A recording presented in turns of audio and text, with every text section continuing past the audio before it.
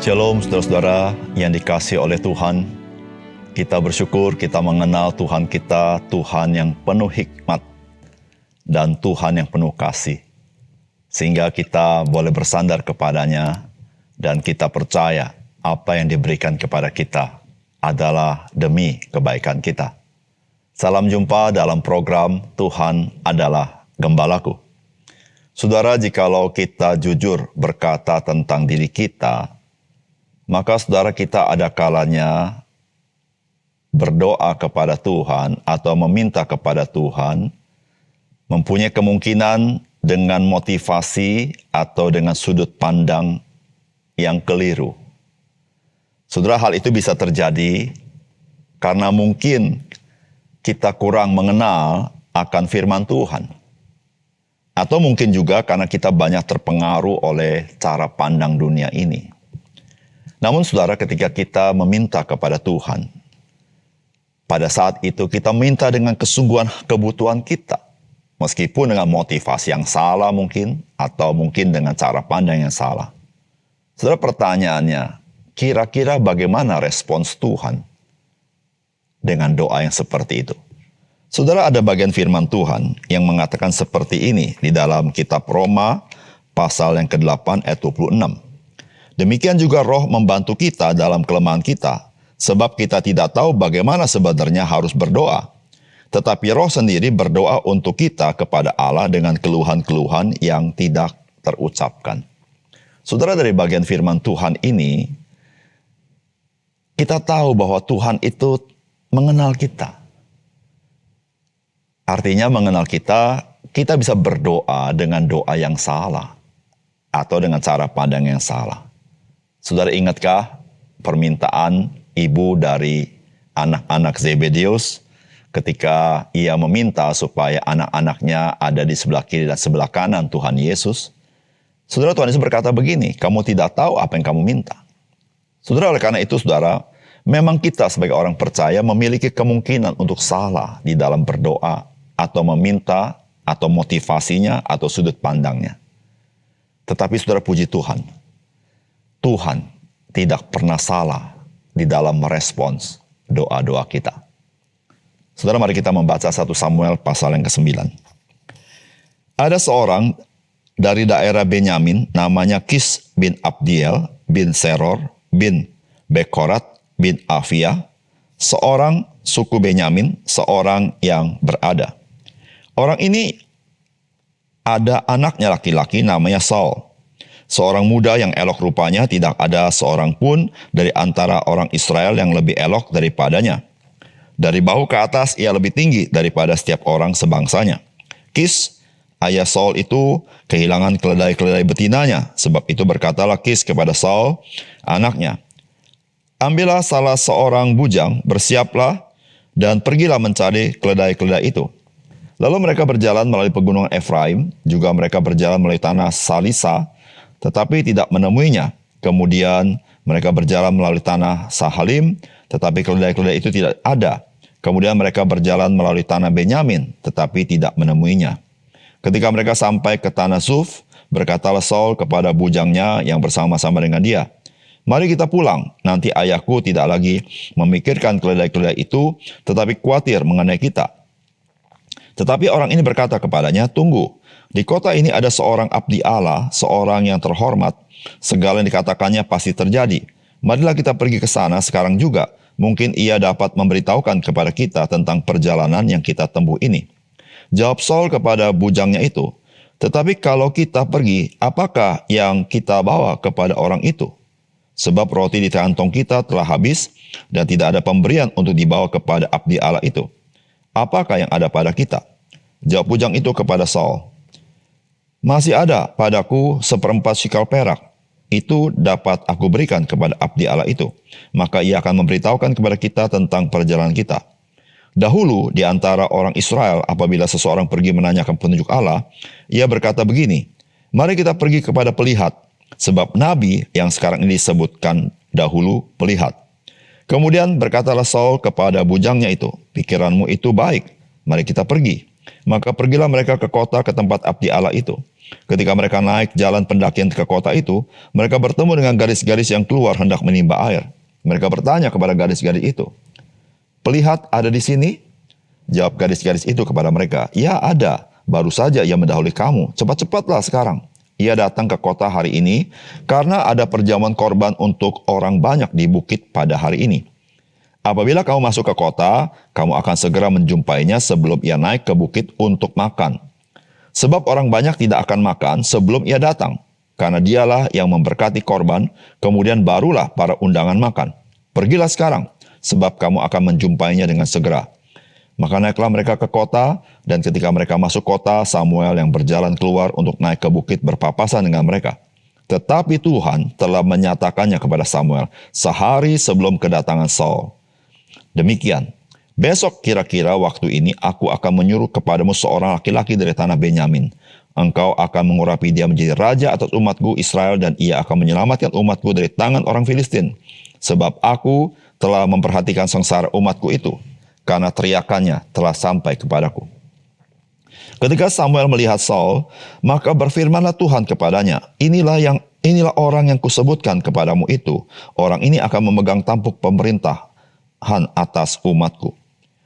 Pada itu Saul datang mendekati Samuel di tengah pintu gerbang dan berkata, "Maaf, di mana rumah pelihat itu?" Jawab Samuel kepada Saul, katanya, "Akulah pelihat itu. Naiklah mendahului aku ke bukit. Hari ini kamu makan bersama-sama dengan aku. Besok pagi aku membiarkan kau pergi, dan aku akan memberitahukan kepadamu segala sesuatu yang ada dalam hatimu.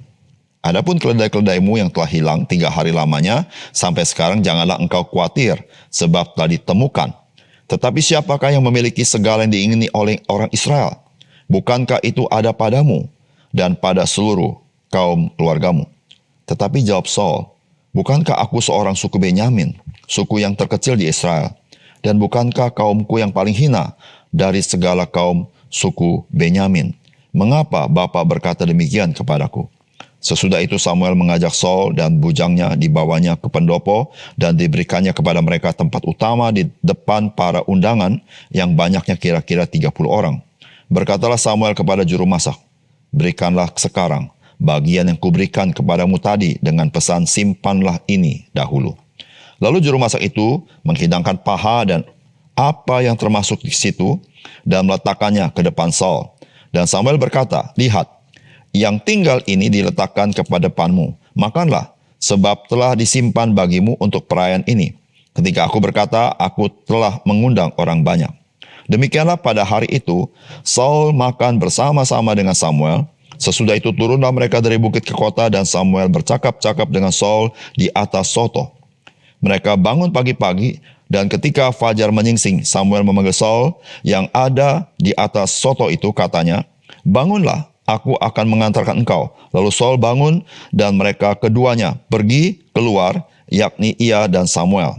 Ketika mereka turun sampai ke ujung kota, berkatalah Samuel kepada Saul, "Katakanlah kepada bujang itu, supaya ia pergi mendahului kita. Tetapi berhentilah engkau sebentar, maka aku akan memberitahukan kepadamu firman Allah." Saudara yang dikasihi oleh Tuhan, firman Tuhan yang kita baca hari ini adalah kisah mengenai sebuah keluarga dari suku Benyamin, yaitu keluarga Kis. Saudara, keluarga Kis kehilangan keledai-keledai betina mereka. Sehingga saudara Kis sebagai kepala keluarga, dia meminta kepada putranya yang bernama Saul, saudara-saudara, untuk mencari keledai-keledai betina itu. Dan Saul bersama bujang mencari keledai-keledai itu. Saudara, inilah permasalahan awal yang timbul dari keluarga Kis, yang kemudian saudara-saudara kita melihat dan menyaksikan dari kisah ini, saudara-saudara, bagaimana Saul berjumpa dengan Samuel. Dan kita tahu, saudara-saudara, Saul adalah raja pertama orang Israel yang Tuhan pilihkan bagi bangsa Israel. Saudara, apakah pesan firman Tuhan dari bagian ini? Yang pertama, saudara, bagian ini memberitahukan kepada kita bahwa Tuhan Allah memperhatikan kesengsaraan umatnya dan mendengar seruan umatnya. Saudara, firman Tuhan berkata, tetapi Tuhan telah menyatakan kepada Samuel sehari sebelum kedatangan Saul. Demikian, besok kira-kira waktu ini aku akan menyuruh kepadamu seorang laki-laki dari tanah Benyamin. Engkau akan mengurapi dia menjadi raja atas umatku Israel, dan ia akan menyelamatkan umatku dari tangan orang Filistin. Sebab aku telah memperhatikan kesengsaraan umatku itu, karena teriakannya telah sampai kepadaku. Saudara, kita sudah membaca kisah sebelum ini, bagaimana orang-orang Israel mengeluh akan tekanan daripada bangsa Filistin. Sehingga para tua-tua datang kepada Samuel dan mereka meminta raja. Saudara, kita bersyukur kepada Tuhan. Karena Tuhan adalah Tuhan yang mendengar seruan penderitaan daripada umatnya. Saudara, meskipun para tua-tua itu mempunyai motivasi yang berbeda ketika meminta. Tetapi Tuhan, Dia Tuhan yang penuh belas kasihan. Dia tahu segala kelemahan mereka, tetapi Tuhan juga tahu segala penderitaan mereka. Dan kita perhatikan dari kisah ini, bagaimana Tuhan memilihkan seorang raja bagi bangsa Israel, dengan satu tujuan, supaya melalui raja ini, bangsa Israel dilepaskan daripada orang-orang Filistin. Mengapa? Karena Tuhan melihat penderitaan mereka. Saudara yang dikasihi oleh Tuhan, saudara, kita sebagai orang percaya tidak luput daripada kelemahan-kelemahan. Kita ada banyak kekurangan, kita ada banyak kegagalan. Namun saudara, kita bersyukur kepada Tuhan. Dia Tuhan yang mengerti segala kelemahan kita. Dan Dia Tuhan yang mendengar seru doa kita. Oleh karena itu, saudara-saudara yang kasih dalam Tuhan, ketika kita menghampiri Tuhan, marilah kita menghampiri Tuhan dengan iman dan percaya kepadanya, bahwa Dia adalah Tuhan yang mendengar seluruh doa kita. Nah saudara, janganlah kita menjadi orang-orang percaya yang enggan datang kepada Tuhan, yang tidak mau datang kepada Tuhan. Tetapi marilah kita menjadi orang percaya yang tahu berseru kepada Tuhan dan memohon pertolongan daripada Tuhan. Saudara, Tuhan kita, Tuhan yang tahu segala kesulitan kita, dan Tuhan yang mendengar segala kesulitan kita. Dan Dia mengerti saudara dan saya penuh dengan cacat celah dan penuh dengan kegagalan, tetapi Dia tetap mau mendengar apa yang menjadi kesusahan hati kita. Yang kedua, saudara, firman Tuhan hari ini mengajar kepada kita bahwa Tuhan Allah bekerja untuk mendatangkan kebaikan bagi umatnya dengan caranya sendiri. Saudara, kehilangan beberapa keledai betina bagi keluarga Kis bukanlah kabar baik. Termasuk juga bukanlah kabar baik bagi Saul, karena Saul harus mencari keledai-keledai itu diminta oleh ayahandanya. Saudara, di tengah perjalanan, setelah dia memasuki beberapa tempat, tidak menemukan keledai-keledai betina itu, Saul sudah menyerah karena dia khawatir. Ayahandanya pun khawatir akan mereka berdua. Tetapi saudara, kita perhatikan ternyata bujangnya itu tidak menyerah. Bahkan bujangnya itu berkata, mari kita mencari seorang pelihat di sana. Saudara, disitulah saudara-saudara, bagaimana Saul berjumpa dengan Samuel.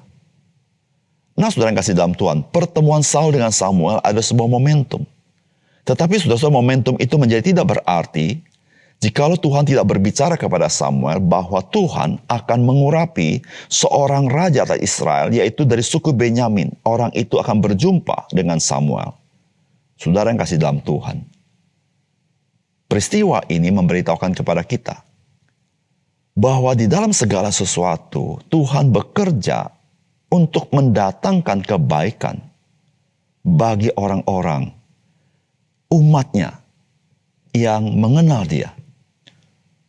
Saudara, seharusnya Saul tidak berjumpa dengan Samuel jikalau bergantung kepada Saul. Tetapi Tuhan memakai bujangnya itu sehingga membuat Saul berjumpa dengan Samuel.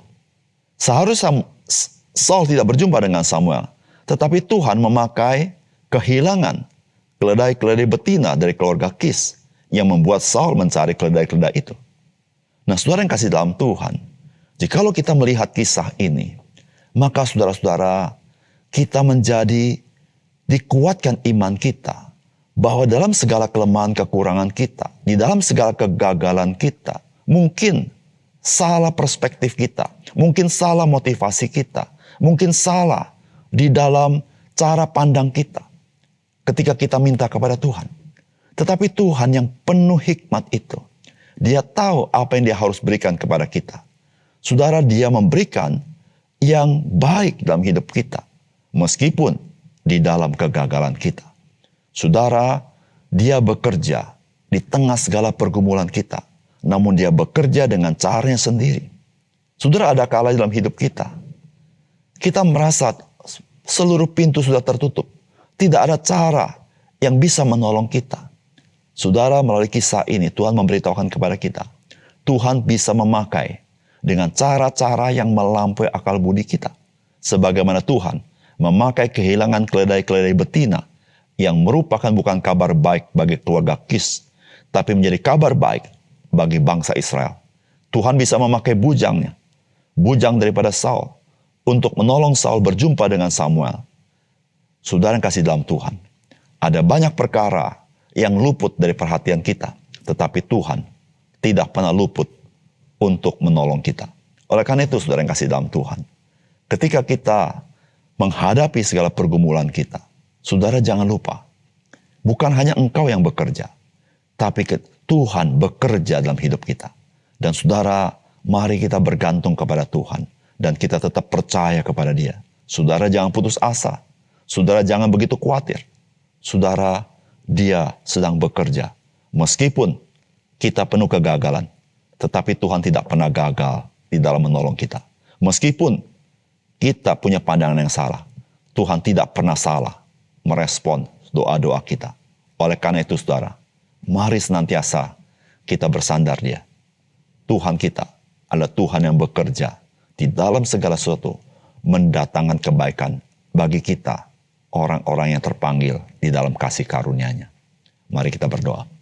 Bapa surga, terima kasih untuk firman-Mu. Biar firman-Mu sekali lagi meneguhkan iman kami. Kami ada banyak cacat celah. Kami bisa salah berdoa. Kami bisa salah motivasi.